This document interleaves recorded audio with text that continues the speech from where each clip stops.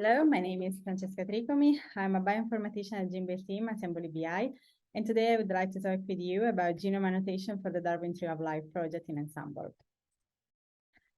Global biodiversity projects, including Earth Biogenome Project, Vertebrate Genome Project, and Darwin Tree of Life project, are producing a rapidly increasing number of high-quality genome assemblies across all eukaryotic life. In particular, the aim of the DToL project is to sequence the genome of more than 70,000 species of eukaryotic organisms in Britain and Ireland. At Ensembl, we are specialized in the vertebrate annotation, but we are working on our annotation system to support the annotation of the increasing amount of non-vertebrate assemblies that are coming. Briefly, the annotation is created primarily through alignment of transcriptomic data to the genome. Short and long read transcriptomic data available from the archive are aligned to the genome using star aligner for short read and minimap2 for long. For each transcript aligned, the longest operating frame is validated via BLAST against a set of uniprot proteins that have experimental evidence of existence at either protein or transcript level. Gaps in the annotation are filled using protein-to-genome alignment of a selected set of proteins from uniprot. For mammals, where gene code human or mouse reference annotation is available, we perform coordinate mapping using whole genome alignment. Currently, this strategy only produces meaningful results for species with shorter evolutionary distance to the human or mouse, but we are testing the projection of high confidence annotation from suitable reference for all species. At each locus, at the end, the final set of gene models is created. Priority is given to models derived from the transcriptomic data, but when this is fragmented or missing, the homology data with strong intron support from the short read data are chosen. In non-vertebrate annotation, we experience lower performances in the current projection and homology pipelines caused by the lack of really high confidence annotations. Non-vertebrate species assembly are often distant from the reference protein annotation, and many existing protein annotation are obtained from ab initio methods. In order to validate models inferred from the transcriptomic data, we introduce CPC2 and Ensembl machine learning models that, in addition to BLAST, provide information about coding and non-coding gene models derived from the transcriptomic data alignment for species with a lack of high confidence data. Moreover, we are building a high confidence and lower redundant species, genus, or family set data for cross-species annotation using clade-specific repeat masking library and expanding the set of proteins from well-established resources like LEC-base for Lepidoptera. While many species have or will soon have transcriptomic data available, there is an increasing number of high-quality genome assembly that do not have suitable transcriptomic data. We recognize that in these cases, there is a desire to have a draft annotation, so we started to run Breaker2, a popular choice to generate annotation, particularly in the non-vertebrate community.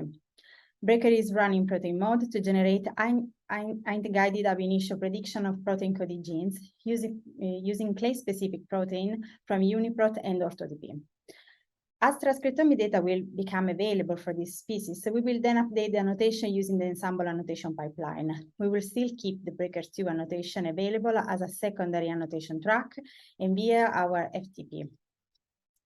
The species annotated by Breaker are labeled as Breaker2 on annotation provider and method on both the species landing page and the species list page. More detailed documentation about the Breaker2 annotation draft is available on the Ensembl Rapid Release website following the link below. In recent years, the Genome team has massively scaled up the automatic annotation pipelines, and we can now annotate many species in very short time. The new Ensembl website, which allows for more dynamic integration of data, is currently in development. So in the meantime, we have created an intermediate solution, Ensembl Rapid Release website, where data is released on a 2-week cycle, deploying both vertebrate and non-vertebrate annotations.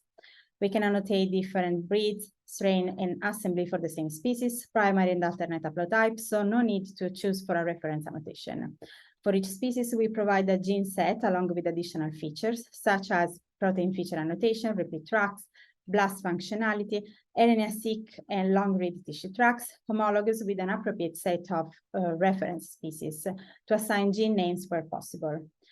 As we can see from the diagram, there has been an increasing number of Ensembl annotation. We started with 26 assemblies on June 2020. We reached 256 assemblies on June 2021, and this year we are already over 580 assemblies available on rapid release website and 380 species. We are also happy to provide breaker and draft annotation for more than 160 assembly and 88 species.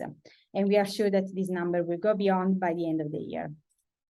To get easy access to the DToL annotation, we created a DToL project page. It's different from ENA in the DToL data portal. The page collects all the primary assemblies annotated by Ensembl and provide a set of available feature like genome, protein, transcript, feature annotation, repeat tracks, alternate haplotype when available, and BUSCO score and FTP resources. In order to provide an immediate measure of quality of the annotation, we started to provide BUSCO score. BUSCO is accepted by the wider community as a measure of completeness of genome assembly and annotation of gene sets. We run BUSCO for both primary and alternate haplotypes, in protein mode using the canonical transcript, and in genome mode to check the accuracy of our annotation system. As we can see, for most of the clades, the protein mode results obtained by our annotation system are really similar or even better to the accuracy related to the genome wholly. All the summary files have been made publicly available via DToL project page and the rapid release portal and our FTP. For the DToL project, we provided a good coverage in terms of annotation for Lepidoptera, Diptera, Hymenoptera, Coleoptera, Rodentia, considering the number of assemblies submitted. However, we are actively working on covering new clades like plants, apes, and protists. In addition, we are testing our pipeline with a couple of reference genomes for fungi as the DToL people are submitting high-quality genome assemblies. And we are working on the improvement of the pipeline, testing new tools that can increase the accuracy of the annotation, like Mir machine for microRNA, EG detective for immunoglobulin genes. We are also improving our code to identify pseudogenes and long non-coding RNA, and we would like to work on protein clustering to build clade-specific library of data. I left a couple of references about the tools that we are using. I would like to thank you to the Genome team, to the entire Ensembl team, and please let me know if you have any questions or comments. Thanks.